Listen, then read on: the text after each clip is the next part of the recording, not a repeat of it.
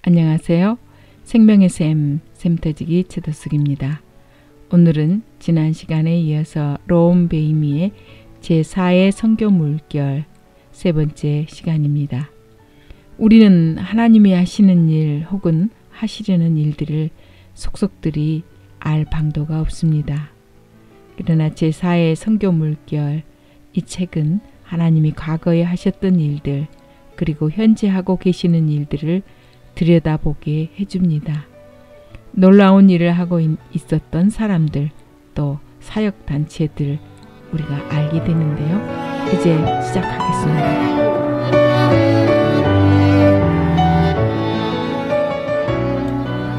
무엇이 선교의 물결을 일으키는가?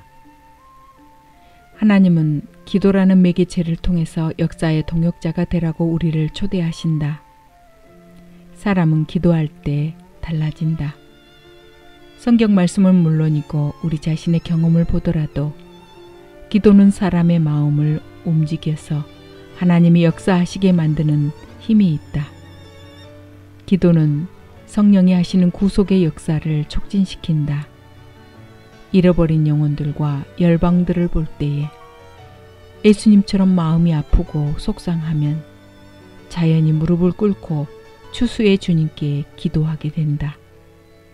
그러면 주님은 그에 대한 응답으로 전 세계에서 일꾼들을 불러주신다. 앞서 말했듯이 초대교회의 부흥은 열흘간의 다락방 기도 모임과 회개를 통해 시작되었다. 결국은 그 기도를 통해 오순절날 성령이 임했고 베드로의 전도를 통해 수많은 사람들이 구원을 받았다. 제자들은 계속해서 기도했고 교회에는 날마다 구원받는 사람들이 더해졌다. 사도행전 4절에서 누가는 초대교회 신자들의 합심 기도가 끝나자 모인 곳이 진동하더니 무리가 다 성령이 충만하여 담대히 하나님의 말씀을 전하니라고 기록했다. 여기서 한 가지 방정식이 탄생한다. 사람들이 기도하면 성령이 임하시고 활발한 전도가 시작된다는 것이다. 미국 세계선교센터의 연구 자료에 의하면 주 100년경 불신자와 그리스도인의 비율은 360대 1이었다. 중세가 되자 교회의 영향력은 이전의 로마 제국이었던 지역 전체로 확대되었다. 그 뒤에는 기도와 성경 읽기에 전념했던 수도승들을 통해서 유럽 전체로 퍼져나가기 시작했다. 중세 사회의 중심은 수도원이라고 해도 과언이 아니었다. 이집트의 수도원장이었던 성 안토니우스를 시작으로 아일랜드의 성 패트릭, 중국의 네스토리우스 교도들, 전 세계로 진출한 프란체스코 수도회와 도미니크 수도회, 예수회의 수도사들에 이르기까지 하나님의 종들은 충성되게 복음을 전하면서 악에 대하여 기도하기를 쉬지 않았다. 비록 교파와 전통, 전도 대상은 달랐지만 그들의 공통 분모는 헌신적인 기도 생활이었다. 하나님은 그런 노력을 가상히 여기셔서 유럽의 수많은 지역을 복음화시켜 주셨다. 그리하여 종교혁명이 싹트던 1500년경에는 세계적으로 불신자와 그리스도인들의 비율이 69대 1로 그 격차를 좁혔다. 이 책의 5장에서는 마르틴 루터와 장 깔뱅을 비롯한 종교개혁자들 아래 이루어진 교회개혁과 니콜라우스 폰 친첸도르프라는 젊은 귀족이 핍박받는 모라비아 교도들에게 피난처를 제공함으로써 개신교 선교가 꽃피게 된 과정을 자세히 살펴볼 것이다. 하나님은 300명의 모라비안 공동체를 임하셔서 부흥의 소나기를 부어주셨고 이로 인해 해틴후트 마을에서 24시간 연속 기도 운동이 탄생하게 되었다. 이 기도 운동은 무려 100년이나 지속되면서 모라비안 선교사들이 스칸디나비아 반도를 비롯한 유럽, 서인도 그리고 전 세계로 진출하는 뒷받침이 되었다. 영국 감리교의 부흥을 이끈 존 웨슬리가 그리스도 안에서 구원을 발견한 것도 피터 벨리라는 모라비안 선교사를 통해서였다. 결국 이 모든 것의 원동력은 기도였다. 선교 중흥의 역사를 탐구하다 보면 그 안에 수많은 기도 운동이 있었음을 알 수 있다. 인간의 마음에 복음의 불을 당기는 게 부흥이라면 기도는 그 불길이 번지도록 부채질해주는 바람이다. 기도는 선교의 필수적이다. 선교의 네 번째 물결이 사상 최대의 파란을 일으키며 성공하려면 전 세계 그리스도인들이 합심해서 기도하는 일이 선행되어야 한다. 자, 그럼 이제는 선교의 세 번째 성공 요인이라 할 수 있는 연합의 힘에 대해 알아보도록 하자. 연합, 겸손과 기도의 열매. 예수님을 만나 그분의 생명력으로 충만하면 하나님의 뜻이 이루어지도록 겸손하게 기도하는 사람이 된다. 겸손한 기도는 하나님 그리고 다른 성도들과 한 마음 한 뜻이 되게 한다. 성삼위 하나님의 특징 중 하나가 삼위 하나님의 하나됨에서 흘러나오는 연합의 힘이다. 인간들의 죄와 분열을 생각해 보면 연합에는 다른 차원의 무언가가 있음을 보게 된다. 겸허하게 협력해서 일하는 사람은 혼자 일하는 사람보다 훨씬 더 많은 일을 성취할 수 있다. 성경도 이 사실을 강조한다. 두 사람이 한 사람보다 나음은 그들이 수고함으로 좋은 상을 얻을 것임이라. 한 사람이면 패하겠거니와 두 사람이면 맞설 수 있나니 세 겹줄은 쉽게 끊어지지 아니하느니라. 연합에는 굉장한 힘이 있다. 사람들이 힘을 모아 함께 일하면 단순히 더해지는 것이 아니라 곱해져서 양과 질이 폭증한다. 하나님은 우리가 하나로 뭉칠 때 너희의 원수들을 쫓으리니 그들이 너희 앞에서 칼에 엎드러질 것이라. 또 너희 다섯이 백을 쫓고 너희 백이 만을 쫓으리니 너희 대적들이 너희 앞에서 칼에 엎드러질 것이라고 약속하셨다. 연합은 힘을 배가시킨다.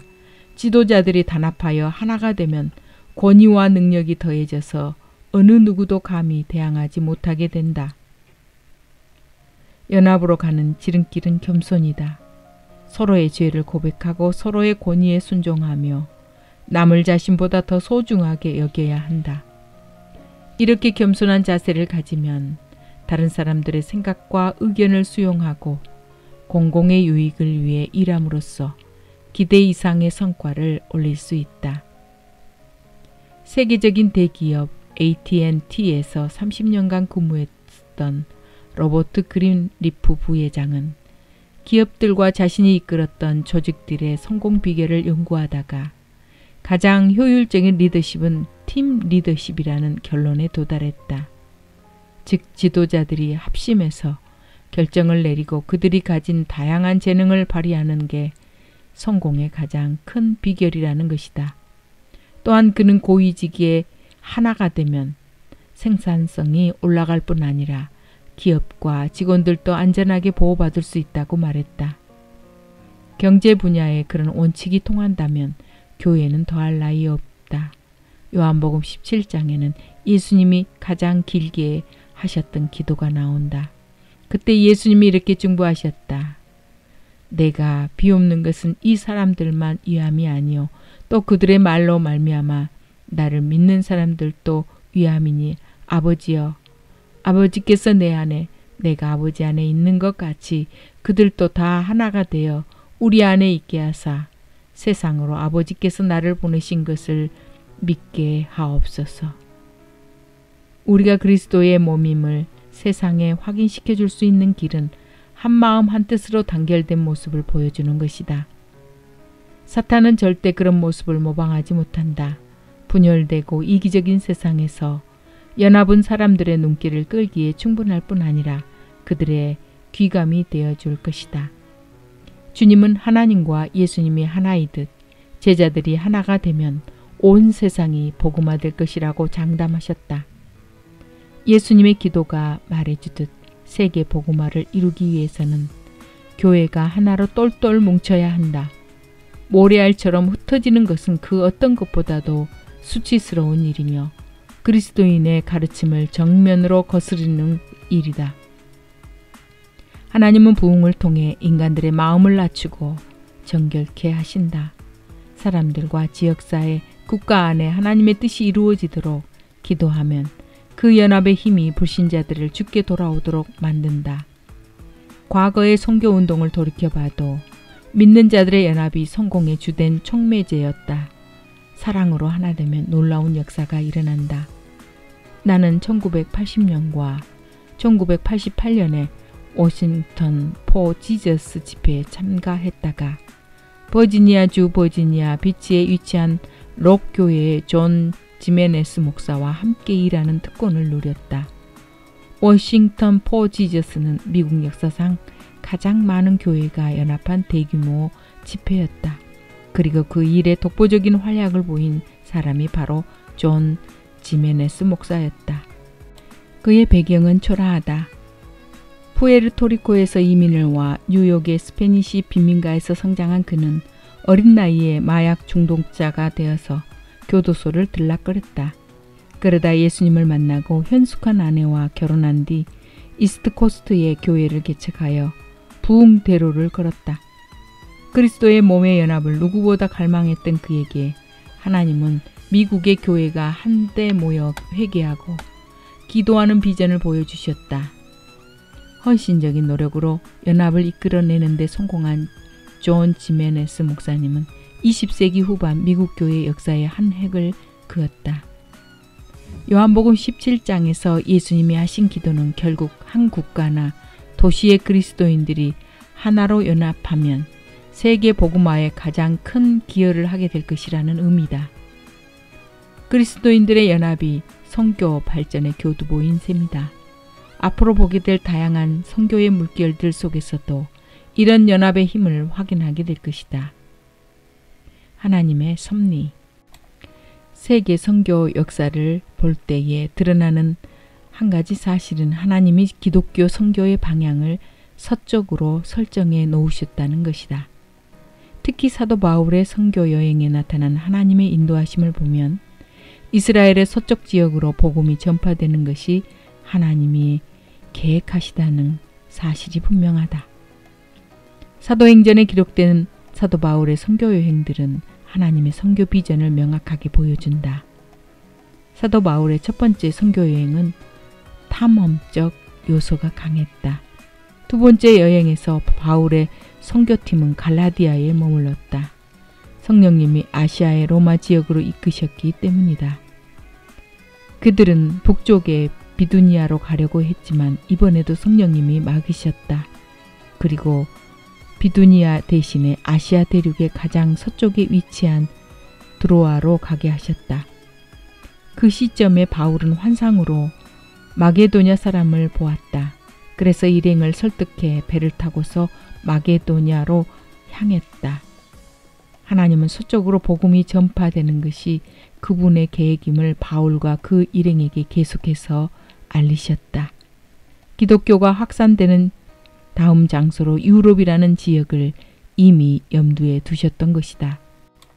사도 바울의 세 번째 선교 여행을 보면 바울이 하나님의 그런 의도를 10분 이해했던 것으로 보인다. 네 번째 선교 여행에서는 죄수의 신세였음에도 불구하고 바울이 이탈리아 서쪽 지방까지 복음을 전파했다는 것을 알 수 있다. 바울의 눈은 그 너머에 스페인까지 보고 있었다. 유럽 내지의 서단에는 이베리아 반도가 자리 잡고 있었다. 로마 제국이 쇠퇴하여 무너지자 기독교 문화와 선교 사역은 마치 기다렸다는 듯이 유럽 땅에 견고히 뿌리를 내렸다. 르네상스와 종교혁명이 일어난 뒤에 하나님은 신대륙의 커튼을 들어 올리시고 북남미 대륙을 서구 문명과 선교 사역이 뻗어가는 중심 무대로 삼으셨다. 구교의 선교사들은 남미와 중앙아메리카에서, 신교의 선교사들과 청교도들은 북아메리카에서 구슬땀을 흘리며 복음의 씨앗을 뿌렸다. 제1차 영적 대각성과 정치 혁명에 힘입어 1776년에 탄생한 미 합중국은 19세기 후반부터 오늘날에 이르기까지 기독교 선교를 주도하는 국가로 자리매김했다. 서쪽으로 향하는 기독교 선교 운동의 다음 무대는 19세기 태평양의 섬나라들이었다. 그 후 20세기에는 남아메리카와 아시아 국가에 복음이 전해졌다. 이제 마지막으로 기독교 선교의 대미를 장식할 것은 힌두교도와 불교도, 이슬람 교도들이 살고 있는 중앙아시아와 서아시아, 북아프리카 지역이 될 것이다. 우리가 40분의 10창이라고 부르는 인구 밀집 지역에 선교가 꽃피운다면 복음이 지구를 한 바퀴 돌아 다시 예루살렘으로 되돌아가는 셈이다. 끝으로 기술의 발전과 문명의 진보가 기독교 선교에 큰 공을 세웠다는 사실을 짚고 넘어가겠다. 초대교회 시대의 로마 문명은 복음 전파의 정치적, 실제적 다리 역할을 했다. 그러나 바다를 누빌 수 있는 대형 선박이 없었고 항해술과 인쇄술이 발달하지 못했으므로 선교 활동은 제한적일 수밖에 없었다. 얼마 후 유럽에서는 기독교 세계관에 기초한 현대 과학이 등장했다. 12세기에 포르투갈이 나침판을 발견하고 독일이 1450년에 활자 인쇄법을 개발하여 인류 발전과 선교 활동의 새로운 장이 되었다. 그 뒤에 일어난 산업혁명은 중산층과 자본시장 형성에 일조하여 물질적 번영과 세계복음화의 발판을 마련했다. 최근에는 비행기, 전화, 라디오, 텔레비전, 의료용 백신, 인터넷 등의 첨단 기기들이 발명되어 전 세계 사람들에게 복음이 전해질 수 있는 대로가 열렸다. 이 모든 기술 문명이 우연히 이루어졌다고 생각하면 오산이다. 그 뒤에는 하나님의 계획과 손길이 있었다는 것을 알아야 한다. 하나님은 문명의 진보와 기술력의 발전을 사용해서 그분의 나라가 확장되게 하셨다. 다음 장에는 선교의 물결이 일어난 시대마다 기술 문명이 어떤 역할을 했는지 자세히 살펴볼 것이다. 한편 18세기의 종교개혁은 유럽을 종교 전쟁터로 만들었고 그로 인해 유럽인들의 세계 복음화 노력은 유보되었다. 하지만 그런 혼돈 속에서도 하나님은 백작 한 사람과 제아공 한 사람을 희대의 일꾼으로 착실히 준비시키고 계셨다. 바로 그들이 근대 선교에 막을 올린 장본인들이다. 안녕히 계세요. 다음 시간에 이어집니다.